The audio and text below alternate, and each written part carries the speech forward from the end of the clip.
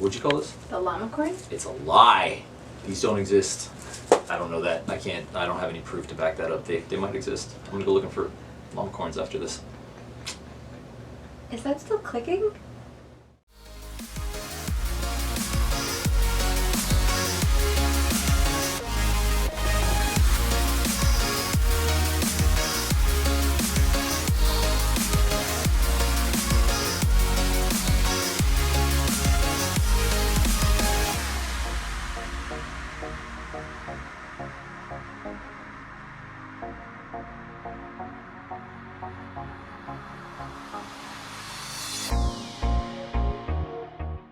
So here with me today, I have an amazing person who I didn't even know his real name. We just found that out today. So I know him online on Instagram as Robo Ohno, yeah, but his name is actually... Oh, you can call me Ken. Ken. That's fine, yeah. So Ken over here is a very talented fine artist, and he does a whole bunch of different types of painting in different... actually, you're going to explain it better than I am. So why don't you tell our viewers what you do? Oh. I do art stuffs, I do paintings and anything that I can doodle on, or because I'm so experimental, I bounce around so much as it is that I never really stick around long enough to build up a style in anything per se, so just jack of all trades. I'm happy being a master of none, because I haven't found that one thing that would benefit me to dedicate my entirety to it. It's like I keep, as much as I've been doing this, I just keep finding things. It's like, ooh, piece of candy, ooh, piece of candy, That's how I ended up. Some of you might have seen I did boxing glove painting for a while, and so I would go and set up like a face painting booth, but it was boxing glove painting at boxing gyms.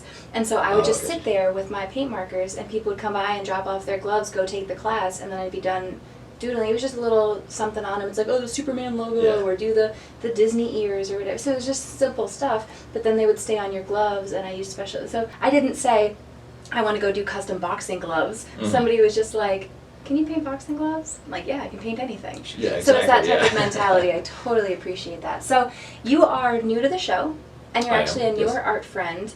Do you want to share the story of how we met? Oh. Do you remember how we met? It was I remember that there was a lot going on. I got yelled at. It was for the Moshi. The anniversary party. Yeah, at the MegaCon after party.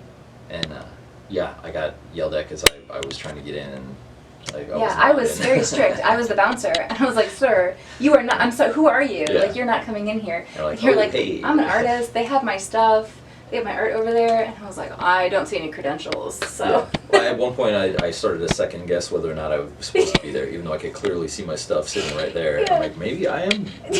I'm the messed up one here. So. I do have the teacher voice, so sometimes there's some authority there. Yeah. So I appreciate it. You know how this goes because you binge watched. You actually did your research. You saw season 1. Yes. And so we're going to go through some questions, some that you have that you were aware of, and then one that was a surprise for you.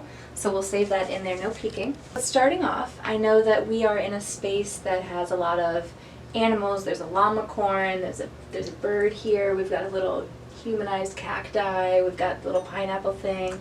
So, based on all of these and your own internal yearning, what is your spirit animal?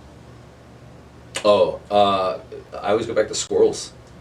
They're little tree ninjas, they don't answer to anybody, and like they're super adept at what they do. They're stylistic, and it's like, and I have ones in my tree out front that we hand feed. They come down and they're not docile enough to get on you, but they'll reach out and they grab a nut and run back up, and I don't know, there's just something so, considering they're in the animal kingdom, well embedded, but then they take it upon themselves to reach out and make that bond, and there's just so many people in this world that just seem to be incapable of doing that with other people, and the fact that like here's a different species trying to do that, acknowledge it's for food, but like they still build that trust, Yeah, it's not an emu. It's not like its head in the ground, like ignoring everything around it.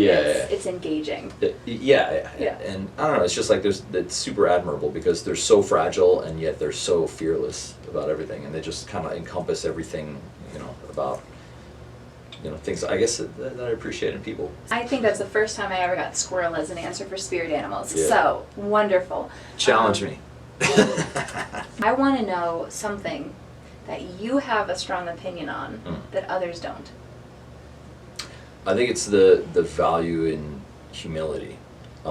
Basically, like, the respect thing is a lost art, and I feel like whenever I get into a conversation, I talk a lot, you know, and I'll talk to anybody about anything, because I'm trying to learn as much as I can so I can process and come up with the most adept answers that I can come up with, you know, based on the situation at hand. And it just seems like consistently the arguments that we have in society, it just seems like we're so hyper to one side or another, and we're so angry with each other because we haven't been listening to each other for so long that now everyone is just, not everyone, but standoffish. There's a lot of standoffishness.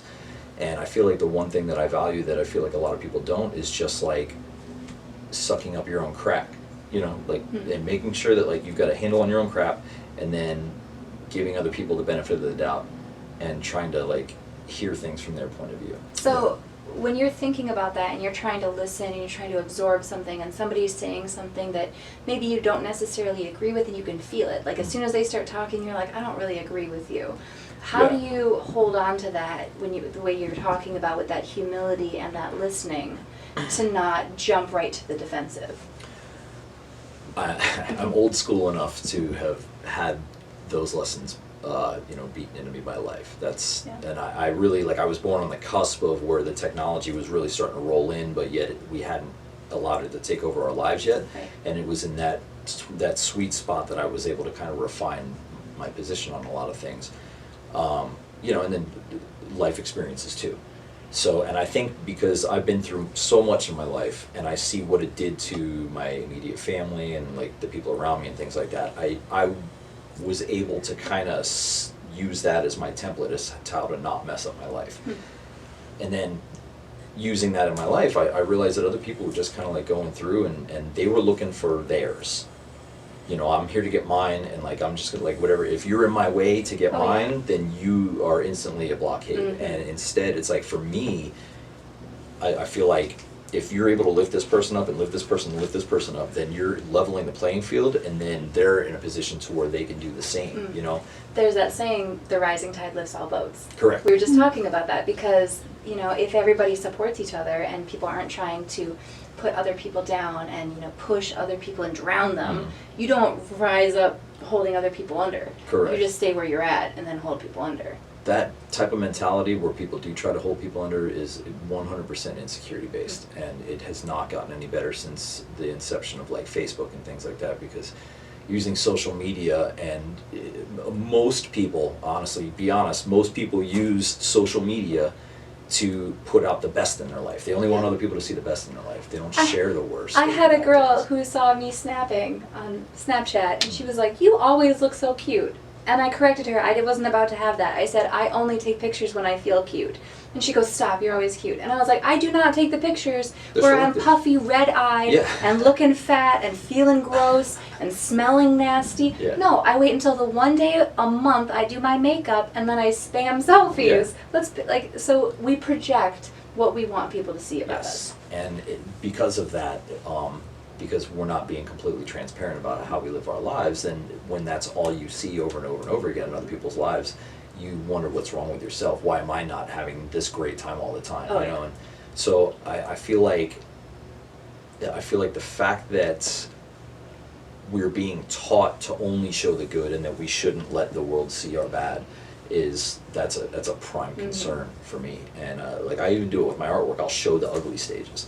I rarely show a finished painting on anything I do. I only show like halfway points, so you can go, hey, this is, you know. There was one live stream that I watched you do, and again, we're somewhat newer friends, so I don't know your whole experience. But there was a live stream on Instagram that you were doing, and you were drawing the kaiju.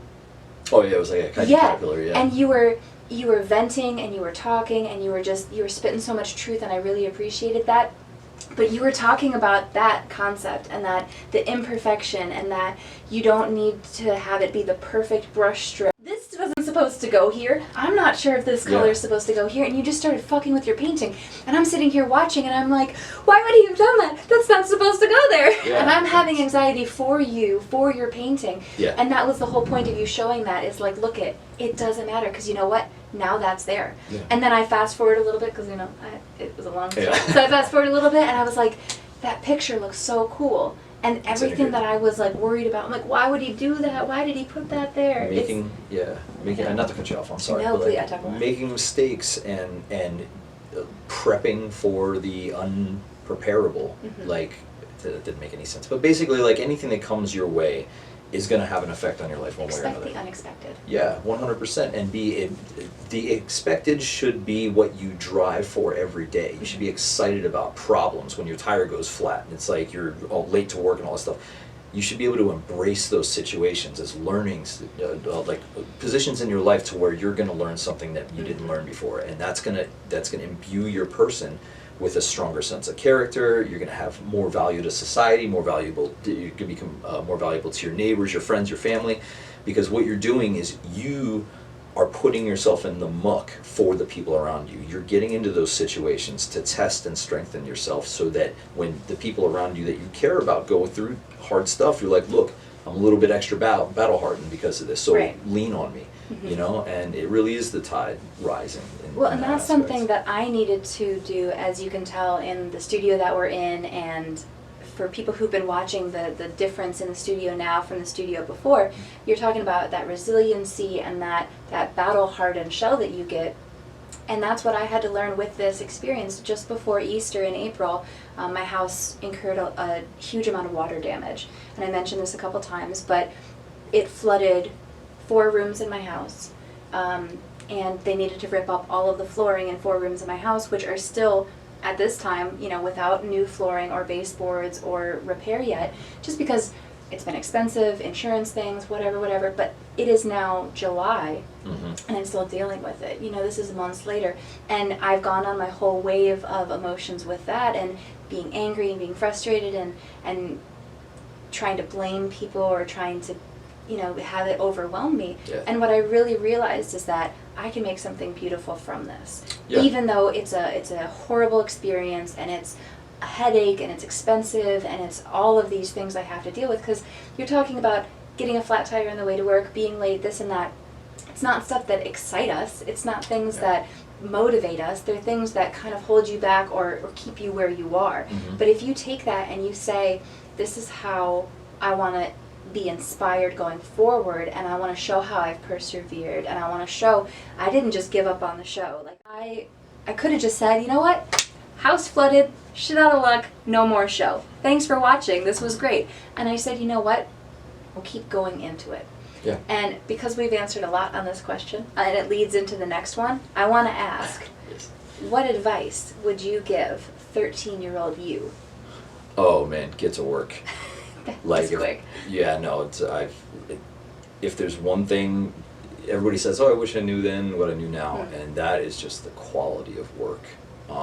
You know, I haven't always had a good work ethic about things, and you know, in that age bracket specifically, going through, it's like, what was going on in my life, and it just seems like it doesn't matter what's going on in your life at one point, like whatever point, if you take it upon yourself to master your own destiny, and like, that's my if I knew then what I know now thing is just do the work.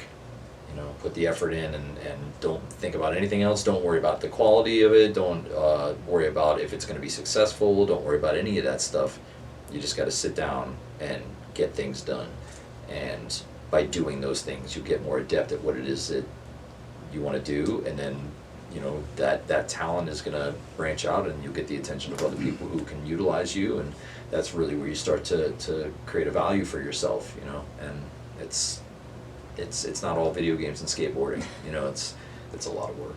So Yeah. as long as you can do that, you're It good has to to go. be conscious. Yes, Yeah. 100%. It takes training and effort.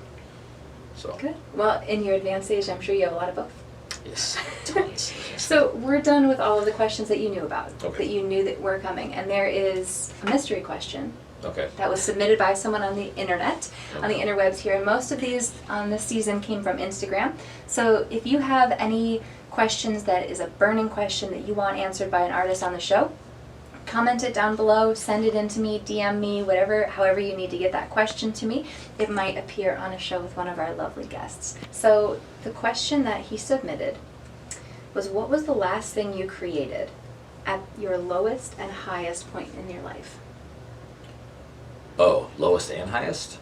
Yeah, that would be probably, it's definitely like the most recent thing that happened. We were discussing earlier, like my pup passed, and he was 13. I picked him out when his eyes were still closed, you know? It's like, that was a family member, and he started to pass right as I was prepping for a local show. Shout out to Barefoot Spa. I had to do 15 paintings, and I was halfway through them, and he passed away. And it was like, holy hell, like this is massive. And you know, I've lost family members before and stuff like that, but like when I lost my dog, it hit me in a place like I always made fun of country songs for when they're talking about their dog died and stuff like that. Man, I was so wrong, and I take back most of that stuff. But so I mean, I was, a switch went off, and I was like, okay, well, what the hell's the point of anything, you know? And but I still had to push through because I had that show to Right. do, and it was such a great opportunity for me, and I didn't want to just flunk out and not lead by example. So I just dug down, and I found all this extra stuff in me that I didn't even know was there. For years I didn't know it was there, and I was like, all right, let's go. But then, you know, ultimately my highest point was most recently, like at the tiki party, when I was painting there, and I went there and I was like, okay, I'm coming off of that massive wave of you know, of just bleak blackness that was just the bottom of my everything. And I'm like, let's do something with this. And then I just snapped right back, and I got new materials and new paints I hadn't tried before, and I just did this new thing, and it was exactly what I've been looking for years, which is a culmination and a refinement of the aesthetics that I enjoy in other people's paintings. And I was able to refine that and kind of push it out onto the canvas, and it was like, I reached a point where every stroke was like, yes, and I just, like, once I hit that, I knew that was when I had officially hit the apex and, you know, got over that hump of losing my pup.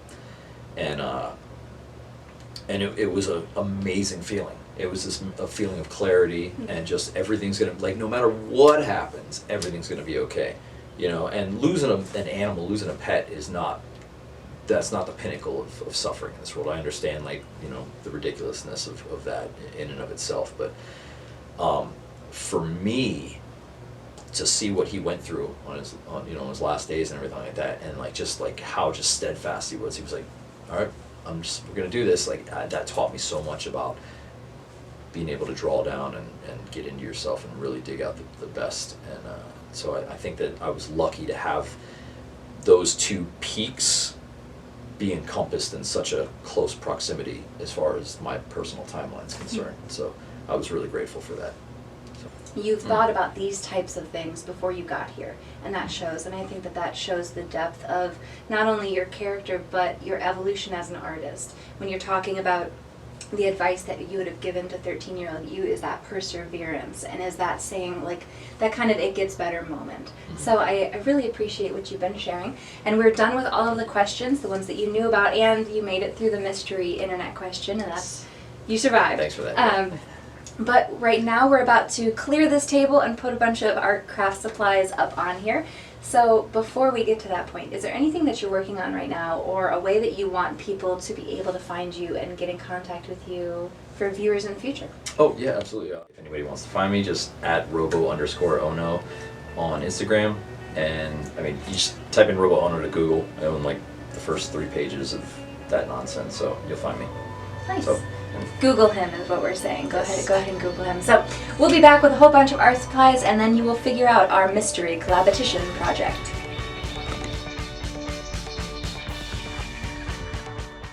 We are back with a whole lot of colorful stuff that's going on here. Yes. Do you know what we're doing? I have no idea. Like, I'm almost scared to ask. But you've watched all the other episodes. Yes. So you've done your research. Yes. And you know that something is being made here. Correct. Yeah. And there's going to be pick and choose and then Oh yeah. get it to... Because in the COLLABETITION round, what we're doing is that we are collaborating, but we're also competing. So Yes. we're both going to be creating something that you viewers will vote for your favorite piece of the day. Today, our project that we are making, we are both creating little flower pots. And the reason that we are decorating little flower pots is I think that you are the type of person who understands personal growth. Yes. And I think that it's a sweet little thing that our viewers can purchase when they're done, and they can fill it with their own things, so they can leave it as decoration. So we will each have our own little flower pot creation that we will be able to decorate as we so choose. But we don't get to choose how we actually decorate it. That's the scary part. That's the scary Yeah. part. And it is scary because our fate is in the hands of these 3 little die. Oh, hell yeah. Okay. So, Here we go. do you play much D&D? As of late, no, but yeah, over the last You few have? years, I've been You in have in the quite past? a few campaigns, yeah. Okay, so these die are not totally new for you, No. but for our viewers who haven't tuned in before, or for our lovely studio guests, the first die that we have is a traditional 6-sided die. If you choose that one, the roll will give you a holiday to inspire your art. Okay. The next die we have is a 12-sided die. If you roll this die, it will give you a color, and one only color to use to create your piece. Okay. And finally, the D20, which is the staple of Dungeons and Dragons. Yes. The D20 is the most complicated die, and it gives you complicated challenges like using your non-dominant hand or completing the entire challenge blindfolded. So, Oh boy, alright. as the guest, you get to start by assigning one of the die to me, and then I will assign you one of the die to roll. Oh, So we have man. holidays, colors, or challenges. So I'm gonna give you the challenges. That was quick. That was very fast. I haven't gotten that one yet. It hurts me because to give away, like that has, like, I can't roll a crit with anything other than that, so. I think I want you to use the one and only color after that. Okay. So you can go ahead and roll first. Roll to see what you have, and I have my cheat sheet. The predestined. It's a 6. So your color is Oh wait, here we go. Blue. okay. So that is the blue. So I will roll here for my advanced options. Oh, shoot. So I got an 18. So I must keep my marker on the craft surface without lifting or stopping. Oh, it's great. The continuous line drawing. Yeah, You'll be fine. the continuous line drawing, Yeah, there you go. naturally. Ha! Who doesn't know that? Yeah, so that's what I have to Art lessons. do.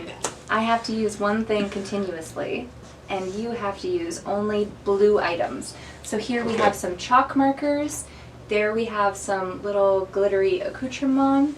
I also have modeling clay. Oh wow. Because I thought this was pretty precious if you wanted to model a little character or something to go in. Okay. But then they would also have to be painted blue. Okay. Because they are not blue. You're gonna need some dry time. And what kind of clay is that? Cut! So we're gonna Happy, shut. I was just, we make this up as we go. And we will get started on our art challenge. I'm gonna get our timer out and put 5 minutes on our timer.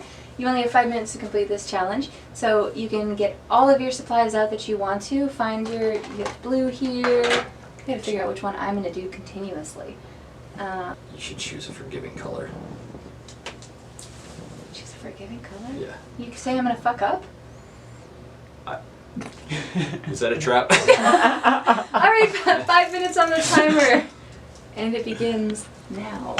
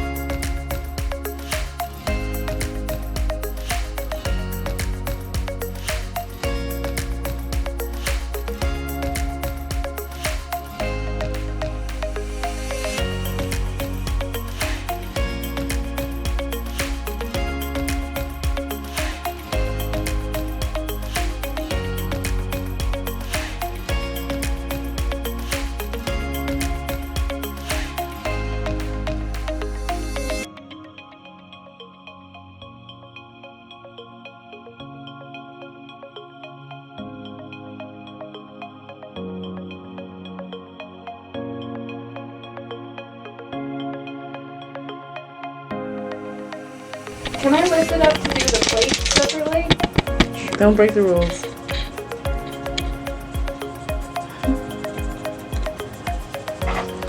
The other guy was blindfolded with the hot glue gun. You have to do it I have no mercy on her.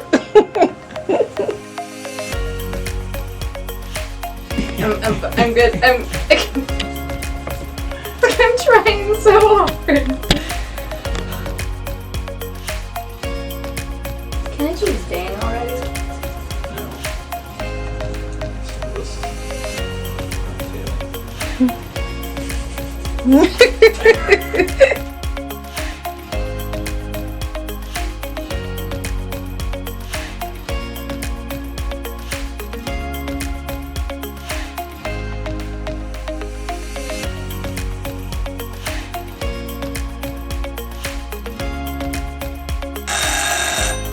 What's happening? What the fuck is that magic? Did you just make like a big whale cactus? No, it's like the desert jewel I love on a it. cactus, and I love it's it. like the. It kind of looks like a whale though.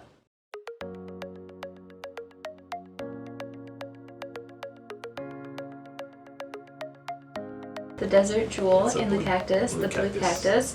And then I also kind of went for like a cacti inspired design. That's what I kept thinking, is that this is some kind of succulent thing. I just went for the repetitive pattern. See, I feel like she could live in there and she could match. Oh, right? there you See? But she's not that big. For when she's older, it's a head. She'll grow into it. There's a future in that toy or homes for your toys when they grow up. You want to explain to kids that the toys don't grow up? Okay. So we are going to put these up online, but first you have to vote for them. So whichever one of these you think was the best, you can go up here, click on the poll, vote for your favorite. Within the next 24 hours, we will figure out who came out as the victor. Obviously him. I'm not Victor. This is a hot mess. Oh no, Ken. All right. Thank you for being such a good sport with this crazy art project. Was it everything you expected it to be?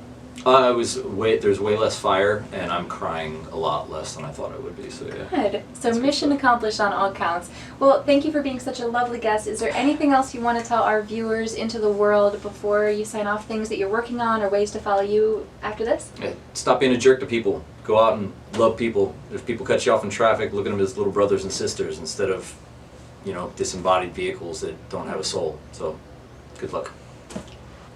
See you next time. Yeah, Crafty Dork. yeah. You know her? So She's wonderful. Crafty Dork's great. Be on the show. Ooh, she's actually now Coven of Cuteness. I gotta make that plug. Yes, So Coven of Cuteness. Yeah. So sorry. Hi. It's the best, right? Yeah. Okay. Okay, so the camera Get is lit.